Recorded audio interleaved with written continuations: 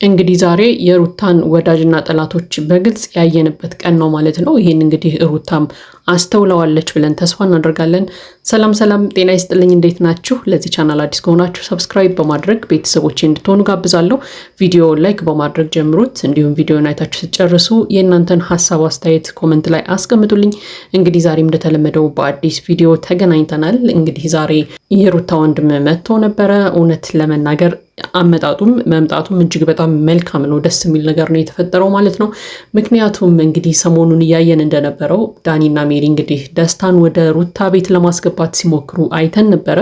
እንግዲህ ይሄንን ነገር ተመልክቶ የሩታ ወንድም መጥቷል ማለት ነው። ኖቤል የመጣበት ትልቁ ምክንያት ምንድን ነው? አንደኛ ነገሮችን ለማስተካከል ነው። በሩታ ዙሪያ ሆነው የሚረብሿትን ሰዎችም ስርዓት ለማስያዝ ነው የመጣሁት ሲለንም ሰምተናል። ከዛ በተጨማሪ ደግሞ እንግዲህ ደስታ ጋርም አንዳንድ ነገሮችን ለመነጋገር አስቦ ነው የመጣው። ይሄ በጣም የሚያስደስት ነገር ነው። ምክንያቱም እስከዛሬ ድረስ ስንጠብቀው የነበረ ነገር ነው ማለት ነው። በዚያውም እንግዲህ ያው ቤተሰብ ምን ያህል ልጁን እንደሚያስከብር ያየንበትም ሁኔታ ተፈጥሯል ማለት ነው። እንግዲህ ምንድነው የተፈጠረው ነገር? እንግዲህ ሰሞኑን ያው ደስታን ወደ ሩታ ቤት ካልገባ እያሉ ዳኒና ሜሪ እንግዲህ ሲያስጨንቁት ግብ ግብ ሲፈጥሩ አይተን ነበረ። እንግዲህ ሩታም በጣም ተናዳ ነበር በሁኔታው እውነት ለመናገር። ይህም እንግዲህ የደስታ ሀሳብ አልነበረም። ያው ደስታም ሄዶ ነበረ ሩታ ቤት ሻንጣውን ይዞ ሁላችንም እንደምናስታውሰው። ነገር ግን ያው ከዛ በኋላ ሩታን ይቅርታ እንደጠይቃትም አይተን ነበረ። ያ ነገርም እጅግ በጣም እንደጸጸተው ሲናገርም ሰምተን ነበር። እንግዲህ የሩታ ወንድም ምንድን ነው እያለን የነበረው? ይህንን ነገር ያደረጉት እነ ሜሪ ናቸው። እነሱም እንግዲህ ይህንን ነገር ሲያደርጉ ደስታን በጣም እየተጫኑት እንደሆነ አይቻለሁኝ። ስለዚህ እነሱ እንግዲህ አደብ እንዲይዙ ፈልጋለሁ። ከዚህ በኋላ በእነሱ ህይወት እንዳይገቡ ያለም አድምጠነዋል ማለት ነው። እንግዲህ ያው ሁላችንም እንደምናውቀው ሩታ ጋር ሽምግልና እንደላከ እንግዲህ ነግሮናል ማለት ነው። ደስታ አንድ ዙር ብቻ ነው የሄደው። ያው ሁለት ዙር ገና ይጠበቅበታል። ነገር ግን ያው የቤተሰቧ አቀባበል በጣም ደስ ይላል እና እንግዲህ ያው የሽምግልና ስነስርዓቱንም ሳይጨርስ ወይ ደግሞ ለሩታም እንግዲህ ቤትሽ ልግባ ብሎ እንግዲህ ፈቃድን ሳይጠይቅ ነበረ አጣድፈው ወደ ሩታ ቤት እንዲሄድ ያደረጉት የነበረው ደስታን ማለት ነው። ይህ እንግዲህ ያው ሰው መናቅ እንደሆነ ሁላችንም እናውቃለን። አንደኛ የሩታ ፈቃድ የለበትም ይህ አካሄድ፣ ሁለተኛ ደግሞ ያው የጀመረውን የሽምግልና ስነስርዓት እንኳን ሳይጨርስ ነበረ ወደ ሩታ ቤት ሊያስገቡት እያሰቡ የነበረው ማለት ነው። እና ይህ አካሄድ እንግዲህ ለሩታ ክብሯን የጠበቀ አካሄድ እንዳልሆነ እንግዲህ ሁላችንም እናውቃለን። ምክንያቱም ሽምግልና ቀልድ አይደለም። ሽምግልና የሚላከው ያችን ሴትና ቤተሰቧን አክብሮ ነው ልጃችሁን ስጡኝ ብሎ የሚጠይቅበት ስነስርዓት ነው። ነገር ግን ያንን ስነስርዓት እንኳን ጀምሮ ሳይጨርስ ሩታም እንግዲህ ፈቃደኛ ባልሆነችበት መንገድ ቤትሽ ይገባል፣ ትቀበይዋለሽ በግድ እዚህ ቤት ነው መኖር ያለበት እያሉ እንግዲህ ሩታንም ሲያጨናንቋት ደስታንም ሲያስጨንቁት አይተን ነበር ማለት ነው። እንግዲህ ዛሬ የሩታ ወንድም መጥቷል። ያው ቤተሰብ ግን እንዴት እንደሚያስከብር አይተነዋል ማለት ነው። ምክንያቱም ምንድነው ሲለው የነበረው? ደስታ ሩታ ቤት ገብቶ መኖር እንኳን የሚፈልግ ከሆነ አንደኛ የጀመረውን ሽምግልና መጨረስ አለበት፣ ሁለተኛ ቤተሰቦቹን ማስተዋወቅ አለበት፣ ሶስተኛ ደግሞ እንግዲህ ቀለበት ሊያስርላት ይገባል እያለ እንግዲህ ሲያወራ ሰምተናል። አያቸው አይደል? የነ ሜሪንና የወንድሟን ልዩነት ማለት ነው። ወንድሟ ስለሆነ ክብሯን ነው ቀድሞ የሚጠብቅላት። እህቴን አክብሬ ነው የምሰጠው እንጂ እህቴን ዝም ብሎ እንዲወስዳት አልፈቅድለትም እያለ ሁላ ሰምተነዋል እንግዲህ እና ወንድሟ ስለሆነ የሩታን ክብር መጠበቅ ላይ ነው ትኩረት ያደረገው መጀመሪያ ማለት ነው። የሩታን ብቻ አይደለም የቤተሰቡንም ክብር አስጠብቃለሁ። ደስታ ሩታን የሚፈልጋት ከሆነ ሩታ ቤት ገብተው ይኑርም ወይ ደግሞ እሱ የሰራው አዲሱ ቤትም ከሩታ ጋር አብረው ገብተው ይኑሩም ችግር የለብኝም። ነገር ግን መጀመሪያ ላይ የሚቀድም ነገርን ማስቀደም መቻል አለበት። መጀመሪያ ለእህቴ ቀለበት ሊያደርግላት ይገባል እያለ ሲያወራ ሰምተናል። እና ሜሪስ ምንድነው ያደረጉት? ለሩታ እንኳን ክብር ስለሌላቸው አይደለም ለቤተሰቦቿ ለምናምን ተውት፣ ለሩታ ራሱ ክብር እንደሌላቸው የምናውቀው ደስታን አምጥተው ቤትሽ ካልገባ እያሉ እንግዲህ ግብ ግብ ሲገጥሙ ባለፈው አይተናል ማለት ነው። ይሄ እንግዲህ በጣም ነውር ነው። እነዚህ ሰዎች እያደረጉ ያሉት ነውረኝነት ነው እውነት ለመናገር ማለት ነው። ነገር ግን ዛሬ እንግዲህ የቤተሰብን ክብር በኖቤል በኩል አይተናል ማለት ነው። በቃ እህቴ የሚፈልጋት የሚያገባት ከሆነ መጀመሪያ መቅደም ያለበትን ነገር ማስቀደም አለበት እንጂ እህቴን ዝም ብዬ አልሰጣትም እያለ እንግዲህ አይተነዋል ማለት ነው። በዚህ ሰዓት መምጣቱ እጅግ በጣም አሪፍ ሰዓት ላይ ነው የመጣው እውነት ለመናገር። ምክንያቱም ሁላችንም የሩታን ቤተሰቦች እየጠበቅን ባለበት ሁኔታ ላይ ኖቤል መምጣቱ በጣም ነው ደስ የሚለው እውነት ለመናገር ማለት ነው። ለማንኛውም እንግዲህ ደስታንም ፈረንጁንም ለማነጋገር ቀጥሯቸው ነበረ። ያው እንግዲህ ደስታም ከመጣ በኋላ አንዳንድ ነገሮችን ተነጋግረዋል። ያው የደስታም ሀሳብ እንግዲህ ከኖቤል ጋር ተመሳሳይነት አለው። ያው ቤተሰቦቹን ለማስተዋወቅ ለሩታ ፕሮግራሙን እንደጨረሰ ሁሉንም ነገር ሬዲ እንደሆነ እንግዲህ ሲናገር ሰምተነዋል። ይሄ በጣም ደስ የሚል ነገር ነው። ምክንያቱም በቃ መጀመሪያ ቤተሰብ ነው፣ በሁለቱም በኩል ያለ ቤተሰብ ፈቃደኛ መሆን አለበት የሚል እምነት አለኝ።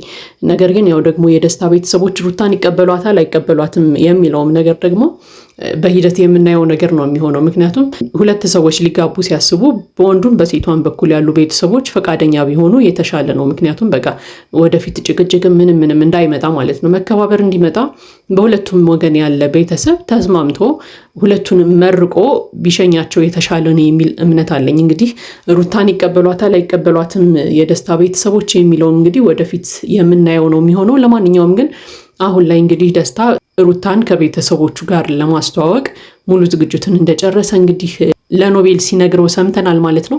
ከአሁን በፊትም እንግዲህ ሩታ ቤት ሻንጣ ይዤ መሄዴ እዚህ ቤት ነው የምኖረው ማለቴም እጅግ በጣም ስህተት ነው፣ ለዛ ደግሞ ሩታን ይቅርታ ጠይቂያታለሁ ሲልም ሰምተናል ማለት ነው። በተጨማሪም እንግዲህ ያው ኖቤል የቀለበቱን ጥያቄ አንስቶለት ነበረ። ለሩታ ቀለበት እንድታደርግላት ትፈልጋለሁ እያለም ሲጠይቀው ነበር። ነገር ግን በዚህ ሀሳብ ደስታ አልተስማማም። ያው ያልተስማማው ለሩታ እስከ መጨረሻው ቀለበት አላደርግላትም ምናምን ማለቱ ሳይሆን ለሩታ አሁን ላይ ትንሽ ጊዜ ያስፈልጋታል፣ ልፈጥንባት አልፈልግም እያለ እንግዲህ ተደምጧል። እውነት ለመናገር ከልቡ ከሆነ ይህን ነገር የተናገረው በጣም ነው የሚያስደስተው። ምክንያቱም ሩታ ከአብርሃም ጋር ከተለያየች በኋላ ማለት አብርሃምን ስትጠብቀው ነበር ለረዥም ጊዜ፣ እንዲመጣም እየጠየቀችው እየለመነችው ነበረ። ነገር ግን ያው ከቅርብ ጊዜ ወደዚህ ነው ከአብርሃም ጋር ያላትን ነገር እያመነች የመጣችው መቆራረጧን ማለት ነው። ከአብርሃም ጋር መለያየቷን እያመነች የመጣችው ከቅርብ ጊዜ ወደዚህ ነው። ስለዚህ ደስታ ይህንን ነገር መረዳቱ ራሱ በጣም ነው የሚያስደስተው። በቃ ሩታ በዚህ ሰዓት ጊዜ ያስፈልጋታል። ከዚያ በተጨማሪ ደግሞ ለእኔም ለሩታም ራሱ የሆነ ጊዜ ያስፈልገናል፣ አብረን የምናሳልፈው አብረን በደንብ የምንተዋወቅበት ጊዜ ያስፈልገናል። ከዛ በኋላ ሩታም በደንብ ፍቅሯን ስታሳየኝ ለእኔ ፈቃደኛ ስትሆን የዛኔ ነው ቀለበት ማደርግላት እያለ እንግዲህ ተደምጧል ማለት ነው። ይሄ እጅግ በጣም ትክክለኛ ጊዜ ነው። እንዲያውም ምንድነው ኖቤል ሲለው የነበረው ለሁለታችሁ ጊዜ ያስፈልጋችኋል፣ ግን ማንኛውም ሶስተኛ ወገን በመካከላችሁ እንዳይገባ ከዚህ በኋላ ማንንም ሰው እንዳታስገቡ በመካከላችሁ እያለ ነበር ማለት ነው። እንግዲህ በመካከላቸው አሁንም የሚገቡት መብት ያላቸው የሚመስላቸው ሁለት ሰዎች አሉ። እንግዲህ እነዛ ሰዎች አሁንም ቢሆን አርፎ የማይቀመጡ ከሆነ ደስታና ሩታ እንግዲህ ወደፊት ይኖራቸዋል ብዬ አላምንም እኔ እንደግል ማለት ነው። ምክንያቱም የሆነ ነገር ሲያስተካክሉ እነዛ ሁለት ሰዎች እየመጡ እየናዱ ነው የሚሄዱት። እነዚህኞቹ የፈለገ ቢቀራረቡ እነዛ ደግሞ የሆነ ተንኮል ማሰባቸው አይቀርም። በቃ የሆነ ነገር አድርገው የሩታን ሕይወት ማበለሸታቸው አይቀርም እና ኖቤል እንዳለው ሶስተኛ ወገን የሆኑትን እነዛን ሰዎች ከመካከላቸው ማራቅ ማስወጣት አለባቸው ብዬ አምናለሁ። ለማንኛውም ግን አሁን ላይ የደስታ አስተሳሰብ እየተስተካከለ መጥቷል ብዬ አምናለሁ። ምክንያቱም ከአሁን በፊት ታስታውሱ ከሆነ እነ ኖቤል እነ ፈረንጁ ምናምን ባሉበት እንግዲህ ተሰባስበው ነበረ ቀለበት ታደርግላታለህ ለሩታ ምናምን ብለውት ማለት ነው። የዛኔ ደግሞ ሩታ ጭራሽ ደስታን አታስበውም። ልታስበው አይደለም ትዝ የሚላት ሰው ራሱ አልነበረም እና ድንገት ቀለበት ምናምን ሲሏት እንግዲህ ተናዳ ተቆጥታቸው ሰድቧቸው ምናምን እንደሄደች እናስታውሳለን። እና ደስታ ያንን ጊዜ ነው እያስታወሰ የነበረው። የዛኔ እንደዛ ስላረኳት አሁን ድጋሚ ስህተት መስራት አልፈልግም፣ ስለዚህ ሩታ በደንብ እኔን እስከምትወደኝ ድረስ እጠብቃለሁ እያለ ነው ማለት ነው። እንግዲህ በጣም የሚያስደስት ነገር ነው። እኛ እንግዲህ እስከዛሬም ስንል የነበረው ምንድን ነው ሩታን ከነዳኒ ከነሜሪ ይልቅ ለምን ቤተሰቦችሽን አታማክሪም? እህቶችሽን ወንድሞችሽን ለምን አታማክሪም? እነሱ የሚጎዳሽን ነገር እንድታደርጊ አይገፋፉሽም እንል ነበር ሁል ጊዜ ማለት ነው። ነገር ግን ሩታ ያው በተቃራኒው እነ ሜሪ ነበረ ስትሰማ በእነሱ ሀሳብ ስትጓዝ ስትሄድ የነበረው። ነገር ግን ገና ድሮ ራሱ ወንድሟን እንደዚህ ቁጭ አድርጋ ብታማክረው በቃ አሪፍ ሀሳብ ይሰጣት ነበረ፣ ከጎኗ ሆኖ በደንብ ያግዛት ነበር። እንግዲህ ግን አሁንም ቢሆን ሩታ ወንድሟን እጅግ በጣም መስማት አለባት የሚል ሀሳብ አለኝ። ምክንያቱም ቤተሰብ ነው፣ መቼም ቢሆን ሊጎዳት አያስብም።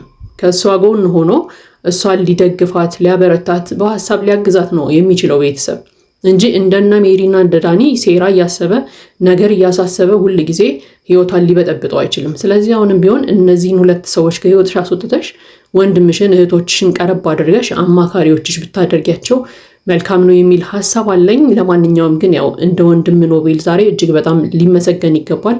የእህቱን ክብር አስጠብቆ ነው የሄደው ማለት እንችላለን። ለማንኛውም እንግዲህ ያው ነገሮችን ደግሞ በጊዜ ሂደት የምናያቸው ነው የሚሆነው። ደስታ ራሱ እንግዲህ የጀመርኩትን ሽምግልና ራሱ መጨረስ አለብኝ። 2 ዙር ይቀረኛል።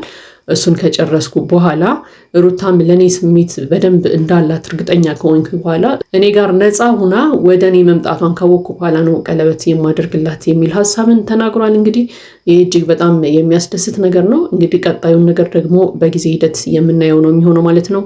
ለማንኛውም እንግዲህ ይሄ እኔ ሀሳብ አስተያየት ነው። የእናንተን ሀሳብ አስተያየት ኮመንት ላይ ያስቀምጡልኝ። ለዚህ ቻናል አዲስ ከሆናችሁ ሰብስክራይብ በማድረግ ቤተሰቦቼ እንድትሆኑ ጋብዛለሁ። መልካም ጊዜ ይሁንላችሁ።